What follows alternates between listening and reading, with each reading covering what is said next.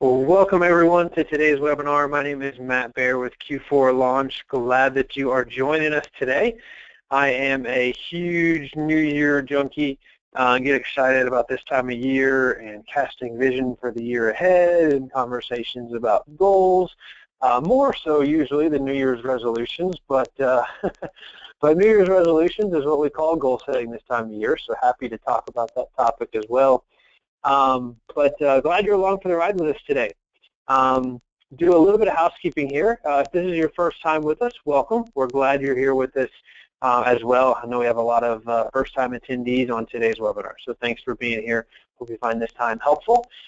We will email a copy of our recording out after the session today, so if you want to circle back to what we learned, touch base on anything again, you can do that via the recording, or you can share that with a friend, or a colleague or fellow goal setter if there's something that you feel like they need to take away from today's webinar as well. We'll also have some time for questions and answers at the end, so we'll be using the chat panel for that. Feel free to drop those in the chat panel throughout our presentation today as you have the questions so you don't forget it, and then we can circle back to you and get those questions answered for you after that. If you want to ask a question via email as opposed to in the forum today, you can do that as well. My email address, which you all have, but will also be on the screen at the end of our time together. So that is all there for you. I'm excited about today's webinar.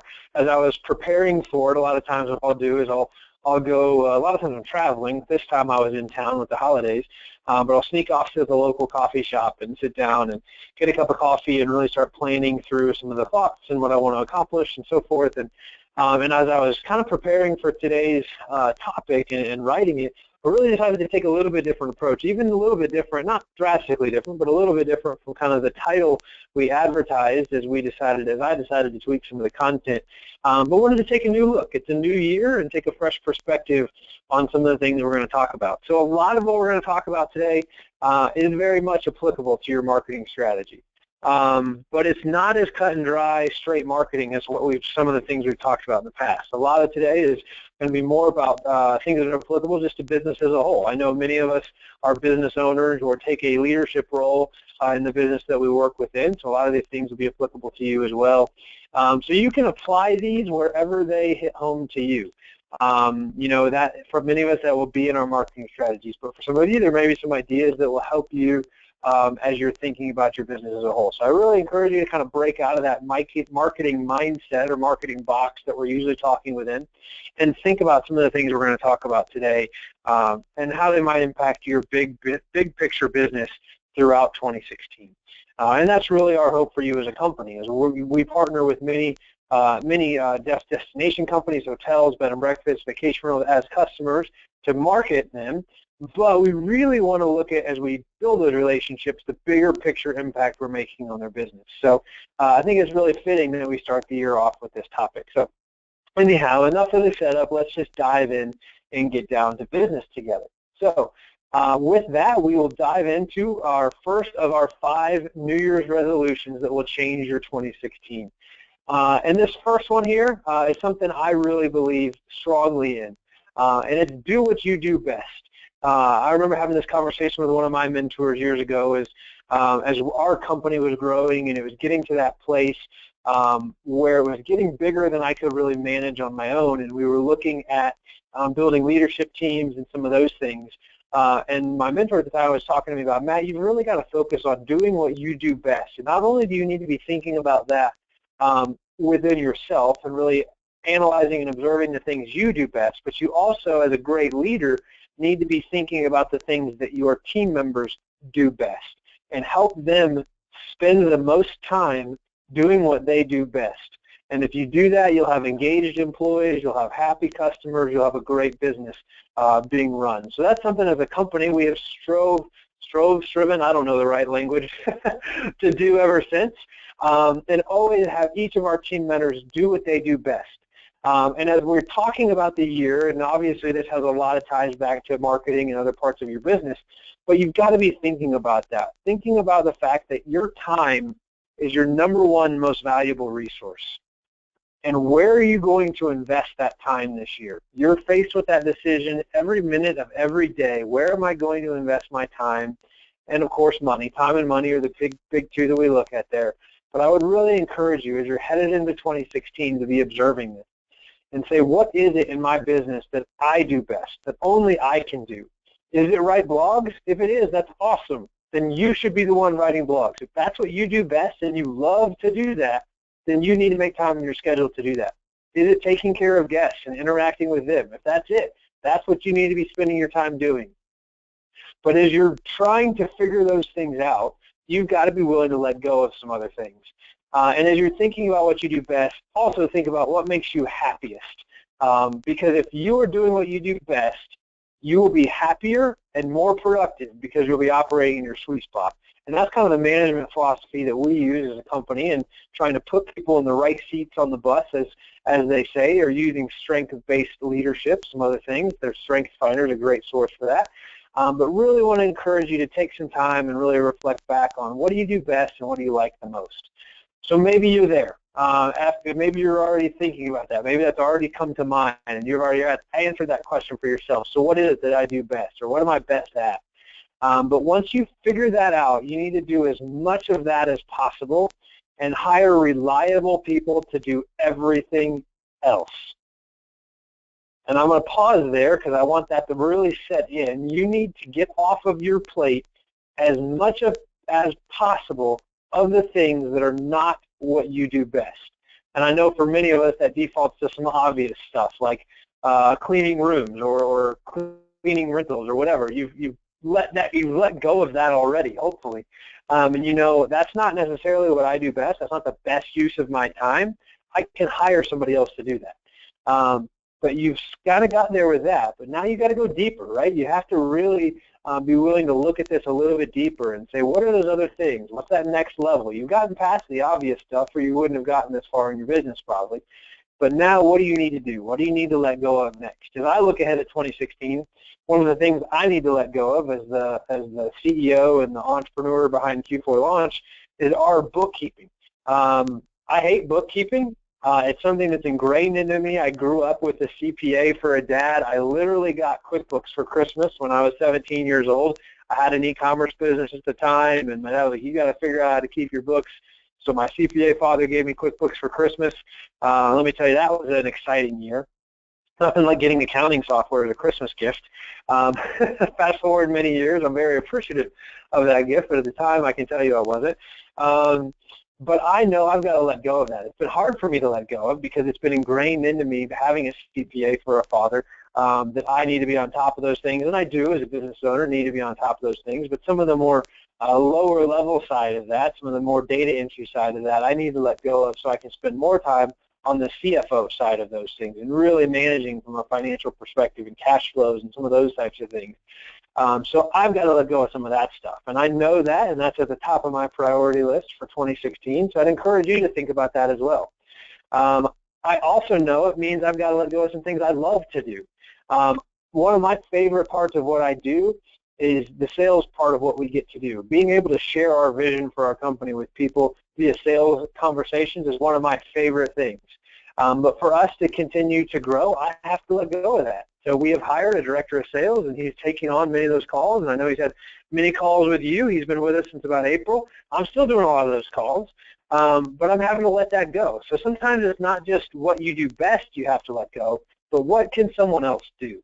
I think one of the things I do best is sales calls, but it's also something else I can hire somebody else to do so that I can continue to lead our company's vision into the future and start working on those things and making sure that our long-term vision is in place, things that a CEO really needs to step in and do. So really challenging there to kind of take a look at that as well and say, you might be good at something or you might enjoy something. Maybe that's sales for you in your business. Maybe it's marketing for you. You enjoy doing it, but you know you just can't keep up with it. Maybe it's the bookkeeping in your business. You enjoy doing it, but you just can't keep up with it. You've got to be willing to let go of some of those things that you're actually good at, but that somebody else can come onto the team and support you with. And that's really where it ties into that. Hire people to do everything else. Do what only you can do, and hire people to do everything else. And if they free up that time for you, you can invest that time as the CEO or whatever role you have in your company. You can invest that time deeper into that role to take your company and grow your company in places it's never gone before. So really encourage you in that, and think about that. And as you do that, my challenge to you would be to pick one major responsibility you have and hire someone else to do it. That could be a partner in the industry. It could be a vendor. It could be a part-time employee. It could be a full-time employee. But as you're thinking about that, hopefully something's come to mind for you. And I want to challenge you to pick one responsibility in your business and hire someone else to do it. And I want you all to hold me accountable for that same thing. When you see me at conferences this year or you're interacting with me, ask me if I've hired that bookkeeper to take that stuff off my plate yet, because that's got to happen. So I invite that accountability as well, and I'll hold you all accountable if you want to share that with me, what that one thing you're going to let go of is. But think about the things you do best. Think about the things that only you can do, and hire out the rest to really talented, reliable people that could possibly do it even better than you've done it before. And that will help your business grow as you're headed into 2016. Resolution number 2, surround yourself with people you like. We all have those people in our life that we would say, you know, I don't really love spending time with that person. And I would say life is too short to not like the people you're doing life with. And that means a lot of things for a lot of different people. That means the people you surround yourself with in your work life. If you have employees that you just can't stand being around, help them find a new home. You know, maybe they feel the same way about you, and it would be in both of your best interests to get to a place where you help them find a new work home, and you help them transition on out of your business and out of your life. That would be a good thing for you. In the same way, if you have vendors that frustrate you or that you don't like working with or they're not responsive to you, make a change. You have the power to do that. But I would really encourage you this year, as you're headed into 2016, to surround yourself with people that you like. And this is really applicable as it ties into your marketing, because you've got to really think about that within your marketing as well. Marketing is a very emotional and very intimate type of relationship to a certain degree, and you really need to like the people you're working with from that perspective. You've really got to connect with those people to make sure that that's working for you. And if that's not a good connection for you, I would encourage you to make a change there, especially if these are employees, though, especially if it's a full-time employee you're around every day. I have had employees throughout my years of leadership that we just didn't connect. And we either had to get to a place where we did connect and we found some common ground through getting to know each other better, and that's ideal, right? Because then everybody's happy and you know each other better and you stay there. Or in some cases, you've got to help them find a new home, and we've had to do that as well. And we've seen those, one person that really comes to mind, seen them on the other side of that, and everybody's happier because everybody's really found their fit. So life is too short to be surrounded by people you don't like. So I want to encourage you as you're headed into 2016, surround yourself this year with people and partners that you really like doing business with, because that will help you achieve the most out of your year this year. There is nothing worse than working with a negative person in your business and your life. It will absolutely kill your energy, and it will kill your potential. So as we're looking ahead at 2016 and we're really growth focused, and we talk a lot about that and how to achieve growth and how to increase things, to really do that and really grab hold of growth and really grab hold of growing your business this year, you've got to be willing to let go of some relationships that are robbing you of energy and robbing you of potential, because they're not the right people to have around you. So I said it was going to be a little different webinar today, but at the same time, it really ties back to helping us all have a great 2016. If you don't know where to start on that, I want to encourage you to read a great book one of my mentors suggested to me years ago called Necessary Endings. And it really helps you understand how to end things well so that you can move forward and move beyond and above where you've been in the past. So check that out. Great read, really interesting. Help you understand some of those things you have to get up, and as you have to give up. And as you do that, you're going to see relationships that probably need to end that are in your life in different places. And you're also going to see probably certain business practices that you're utilizing that you've relied on for years that need to end. I was joking with a customer about old reservation styles and how people used to really take paper reservations. And we were talking about he had a colleague that was still using a book, and he was like, "Can you believe they're still using this paper book to take reservations?" We were kind of laughing about that whole concept in technology and where it's become. But in that case, that's probably one of those necessary endings that needs to happen. And as you read a book like this, it really helps open your eyes up to things, business practices, people, relationships that need to end to help you move past those and have a better, more fulfilling life and a better, more successful business. So I encourage you to check that out this year as well. Put that on your reading list. Awesome. Resolution number 3, and this kind of ties back into some of the things we've talked about so far, but don't settle. As you're headed into 2016, we know there's a lot of excitement, but there's a lot of people that tend to settle for good enough. And as we look at the year ahead, this is a time with a fresh, clean slate. It's a time to say, I'm not going to settle this year. We all have a tendency to get comfortable and settle, and I want to encourage you to not fall into that trap. Whether that's settling in your business life and saying, hey, you know, we achieved this revenue goal last year, and I'm going to settle there. Like, I'm comfortable there. I can just kind of put it on cruise control and ride that in. Want to encourage you not to fall into that trap. Don't settle in your business this year. It doesn't have to just be revenue. It doesn't just have to be occupancy level or the guests that you have or the employees that you have or any of those things. There's a lot of ways we settle in life. There are a lot of ways we settle in our business. But really encourage you to reach out and do that. There's an old philosophy in business that you've either got to grow or die. And I actually went to a MBA course put on by the Wharton School that was really about growth and has shaped a lot of the way we look at growth as a company and a lot of our commitments and so forth in that area. But one of the things they talked about was that concept of grow or die and how false that concept is. But they flipped it a little bit and said it's not about grow or die, it's about get better or die. The great companies get a little bit better every day.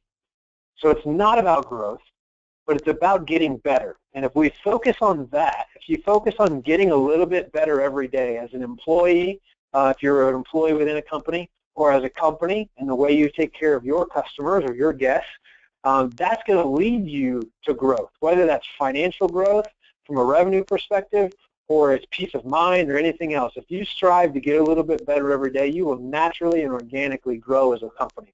Again, it may not be dollars and cents growth, but it will help you grow beyond some of those things and really help you to have a great 2016, and not just a great 2016. I think that's a principle I've taken away from that that we apply into our company every day and really ties into our core values, that we've got to get a little bit better every day. It's not about growth for the sake of growth. It's about getting a little bit better every day, and that will help us achieve the other things we're trying to accomplish this year.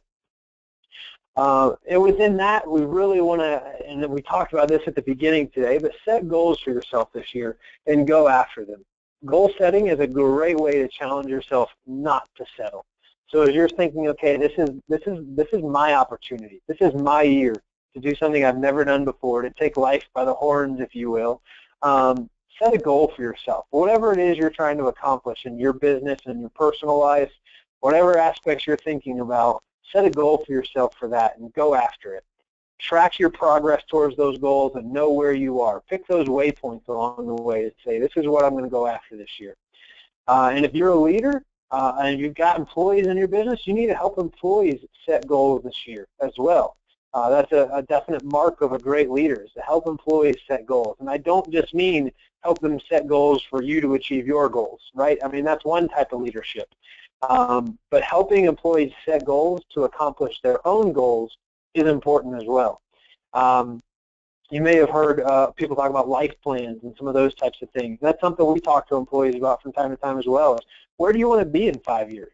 You know, if you want to be the CEO of a company in 5 years, I want to know that. And honestly, as a great leader, I want to help you accomplish that goal. It might mean that 3 years from now you need to go work somewhere else because essentially you're coming from my job.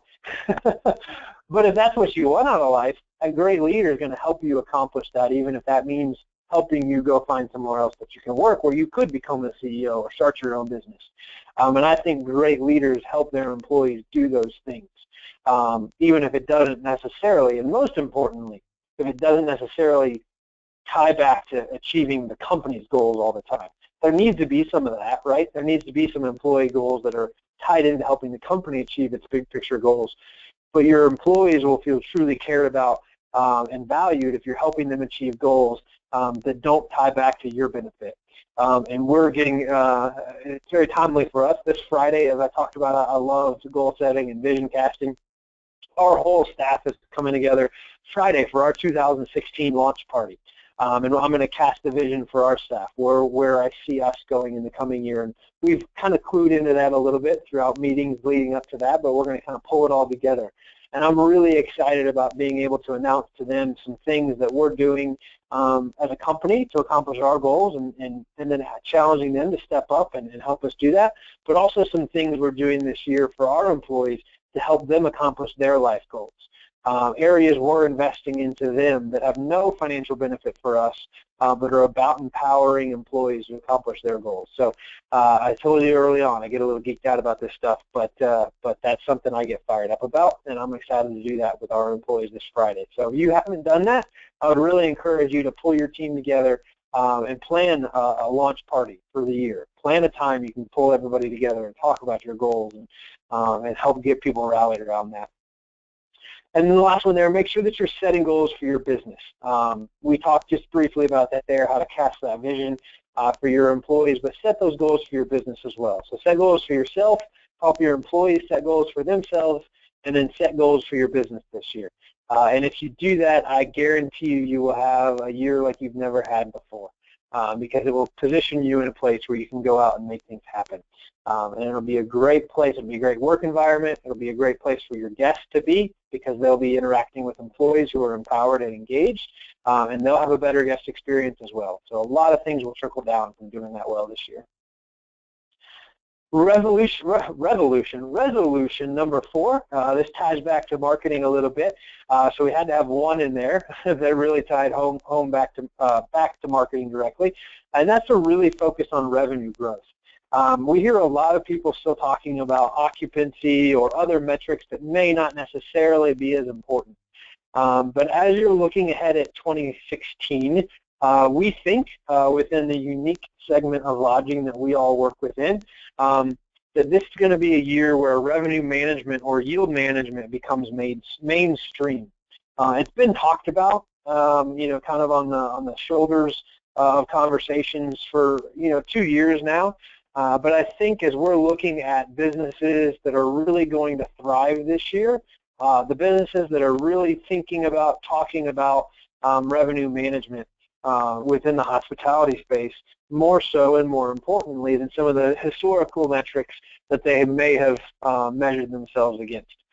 Maybe more so than occupancy or things like that. A lot of people brag that they're at 100% occupancy in peak season or whatever it might be. And that's awesome. But the question is, did you leave money on the table? And being able to ask those questions, is an important part as you're looking ahead at the coming season. A lot of us are in our off season. We work with a lot of people in ski destinations. Didn't see many of them register for the webinar because they're all slammed right now. But many of our customers not ski destinations are in our slow seasons right now. So now is the time where we need to be thinking about that. Many of you have already set rates for 2016. Which I think is a practice that probably needs to die as well as this whole rate setting at the beginning of the year, because you really want to be moving to a dynamic pricing model that's going to adjust itself while not getting carried away with that, right?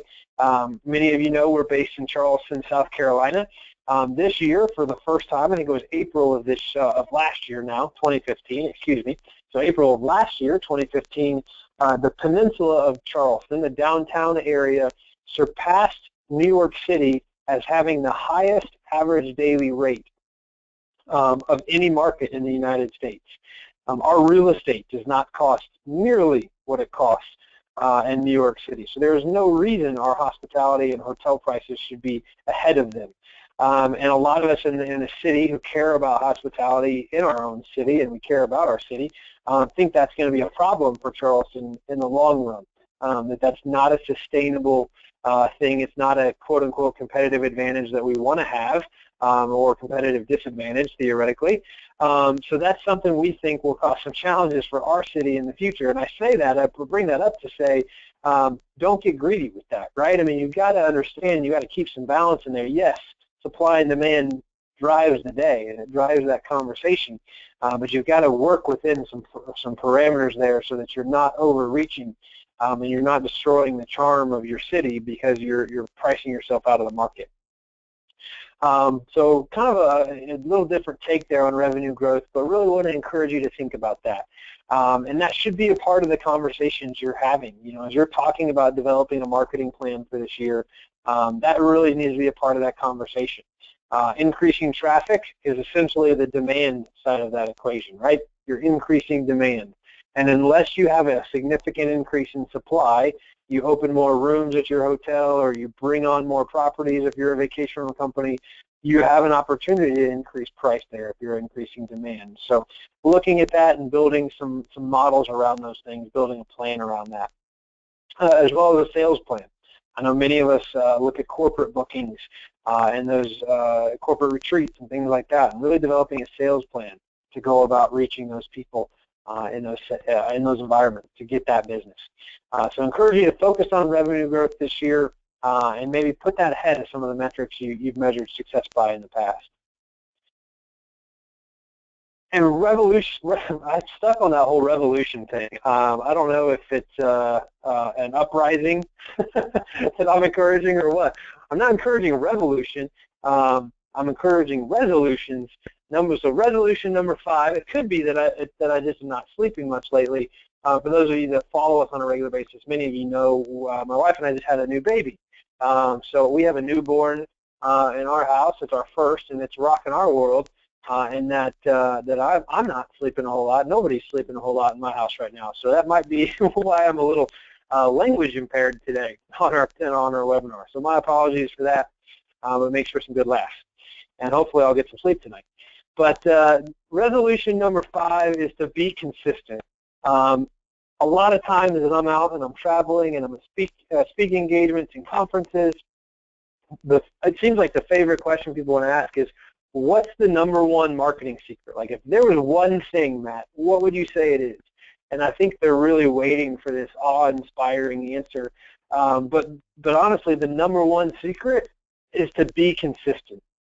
Nothing else that you do will impact your business like being consistent. And I mean that in your marketing, and I mean that in the way you take care of your guests, and I mean that in the way you take care of your employees. But the #1 secret to succeeding in marketing is being consistent. But because the #1 challenge most of us have is time, right? That's the #1 thing we see. We ask a lot of people every year. You may have, I can't remember if we had that on the forum for this webinar or not, but what's your biggest marketing challenge? We ask that question a lot of marketers. And the #1 answer we get to that question is time. Knowing that time is our biggest challenge, and it's our most scarce resource, it makes this the most difficult thing to do.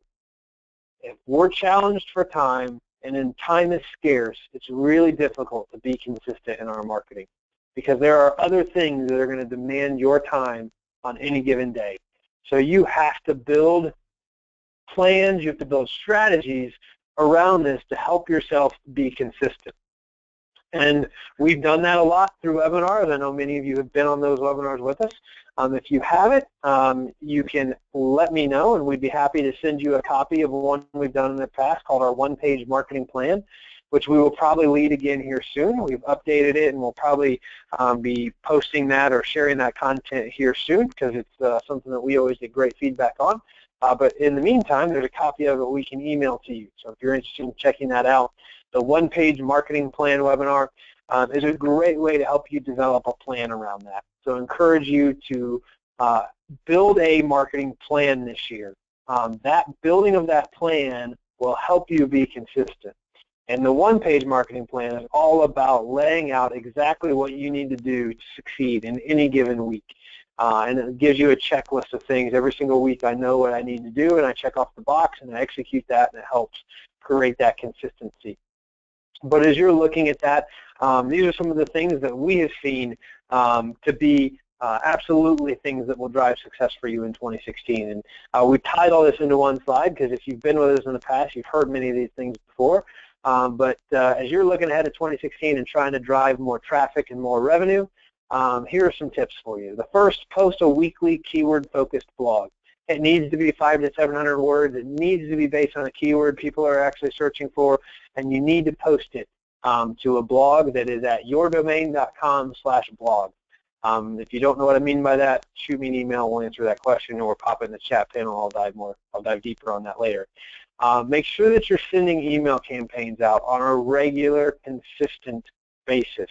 We recommend doing that twice monthly. See phenomenal results when we do it that frequency, but at least monthly. If you're not doing it at all, start with committing to doing it monthly and being consistent. Not every 6 weeks, not every time you feel like it, not every time you have a special you need to share, but doing it consistently. Make sure that you're performing ongoing search engine optimization as well. I mean, Google is constantly changing and they're on the move, and we know from looking back at 2015 that it was a year of more consistent minor updates as opposed to a few major updates like we had in years past. That's why you didn't hear much breaking news regarding algorithm updates. There was a little bit, but much less so than years past because they're making constant changes now that are smaller to try to make it harder on people to beat the system. So that means you've got to be performing ongoing search engine optimization and really know what's going on there. And then post to social media 3 to 5 times per week. We talk about the fact that social media is typically where people who are trying to do marketing on their own invest the majority of their time.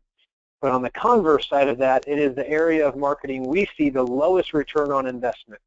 So most people out there doing marketing on their own are investing the majority of their time into the medium with the lowest return on investment, which is totally backwards.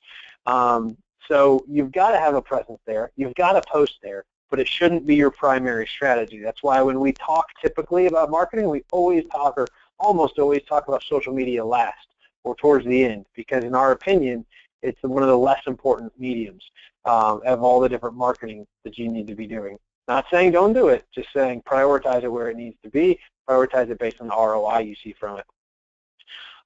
One of the things that is last right now is monitor your Google Analytics, and that's not because it's least important. On the flip side, it's actually one of the most important things you can be doing. We put it last because if you're doing all these other things, you monitor your analytics to see how all those other things performed for you. So that's a really important part of your marketing strategy and something you need to commit to being consistent in. Resolve to be consistent in monitoring your Google Analytics weekly this year, but at a minimum monthly.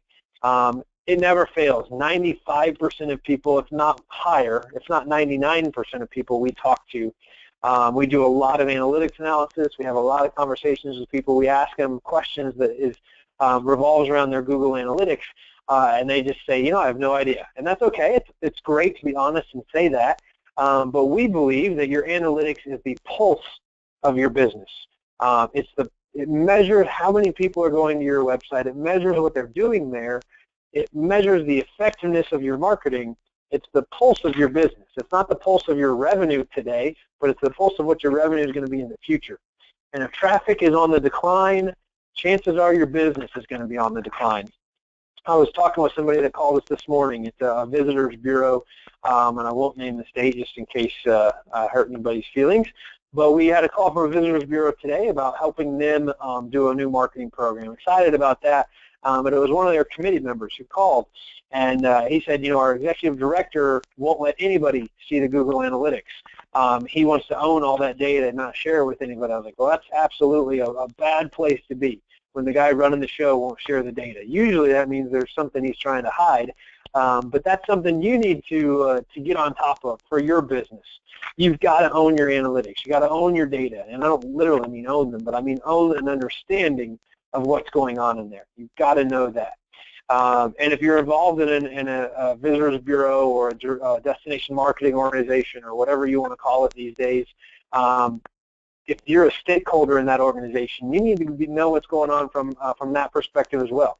We believe that just like a nonprofit has to disclose their financials, I believe that membership organizations should disclose their Google Analytics data, at least to a certain extent. Maybe not give everybody the login access, but they should be disclosing some of that data because you're paying for those things, and you need to understand what's going on, where those dollars are being invested. Because at the end of the day, most of those are nonprofit organizations as well. So it's about transparency there. So hopefully that's helpful for you there on resolution number 5. So I would encourage you, I talk about being excited about goal setting and everything else, but resolve to do these 5 things in 2016, and it will be your best year yet. I guarantee it. If you can really hone in on these things, maybe we should make a poster and send it out to everybody, I don't know, or an infographic or something, but print this out, put it on your wall, take notes, set goals, get this out somewhere you're going to see it, and resolve to do these 5 things this year, and this will be your best year yet. It's something I'm excited about because we're working towards some of those things in our own company and implementing a lot of this. We believe 2016 is going to be our best year yet. It already has been in the first 5 days. It's been really exciting. Some things happening here at Q4 Launch. Lots of cool things going on. Lots of new exciting initiatives we've been really working hard on that are coming to the table. And a lot of other neat opportunities. So we feel very blessed and encourage you to walk in that as well by making that a reality for your business this year. So I know I spent a lot of time talking about Google Analytics, and we actually sent an email out. We were a little overwhelmed by the response to it. We sent it out just as kind of a Christmas present for people back right before Christmas. But had a ton of response. I know many of you actually responded. But if you want help getting started with this, we want to be there for you. We have a team of 25 people now, which is crazy as we're keeping up with all that, but I have some phenomenally talented people that would love to help you get started. So we offer a Google Analytics analysis. We know this is something that's hard for people to do on their own. So one of our team members, very well could be me or one of our other team members, will dive into your Google Analytics with you. We'll spend 15, 20, 30 minutes diving into that data. We'll help you understand where your 2015 website traffic was, what was successful for you last year, what wasn't successful for you. We'll help you set some realistic marketing goals for the year ahead and say, okay, last year you did X for organic traffic, or last year you got this much traffic from email marketing. We'll help you set some goals for that based on what we see as being achievable. And then we'll help you develop a plan to achieve them. That's a lot to accomplish in a 30-minute call, so we'll just hit some high-level things there. But we'll help you develop a plan to achieve them in 2016. So after 30 minutes, you'll go away, one, understanding your Google Analytics, understanding and having some goals set, and then understanding a brief start to a plan to be able to execute those things. And we'll do that for you totally free of charge just because we want you to have the best year that you can have as we head into 2016. So watch for an email from me to be able to request that Google Analytics analysis. The goal setting piece of it, the developing the plan are a little unique. We typically do a Google Analytics now as kind of a standalone thing, but we're going to tie that into the goal setting for you this year as you're headed into your 2016. So with that, we will dive into our chat panel today, and we will answer some questions. My contact info is there on the screen. If you have any questions you want to ask outside of our webinar, I'd be happy to do that with you, but let's kind of dive in here and look at some of these things. Question here from Christy. How do you have a dynamic pricing model that adjusts itself? That's something you would set up within your reservation system. So depending on what reservation system, property management software, booking engine you use, that's something you would create and set up within there. So great question, Christy. It is kind of a complex thing, but it's something that that can definitely be set up, and something that we've helped some people set up as well. I have a couple congratulations in the chat panels on the new baby girl. Thank you for that. Appreciate that. Wasn't part of my script for today, but due to my language barriers, I needed to come up with an excuse for myself, and so I decided to share that with y'all. So thank you for the congratulations. A couple comments on loving the one-page marketing plan. Happy to get that to you guys that requested that. All right, here's a question from Emily. Sorry, just scrolling through some of those marketing plan requests. I've been monitoring Google Analytics weekly and sharing with our marketing team. Also have been sending email with more frequency and consistency, but I don't know what is important aside from number of website hits. Suggestions. Great question, Emily. Appreciate the insight you gave us into kind of some of the things you've been doing there. Emily, I would say either shoot me an email or request that analytics analysis, because that is an in-depth question I'd love to help answer for you.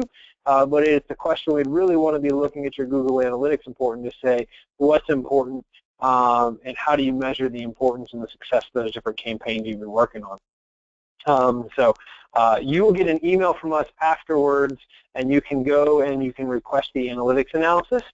That's the best way to do that, because it will go to one of our team members, and then they will assign that either to myself or to somebody else.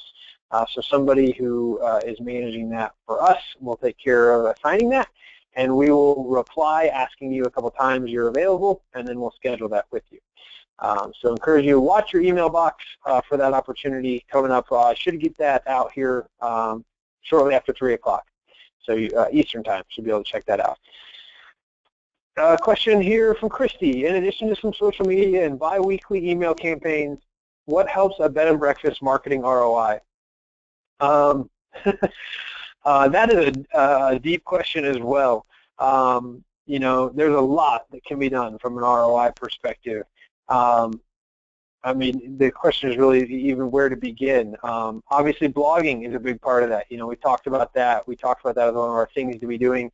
Having a great website is an important piece of that. You know, your website is kind of the hub of everything that you're doing. It's the hub of all your marketing. So you need to make sure that that is in a good place. Great photography, we believe, and we talk about a lot, is going to have a really strong return on investment for years to come.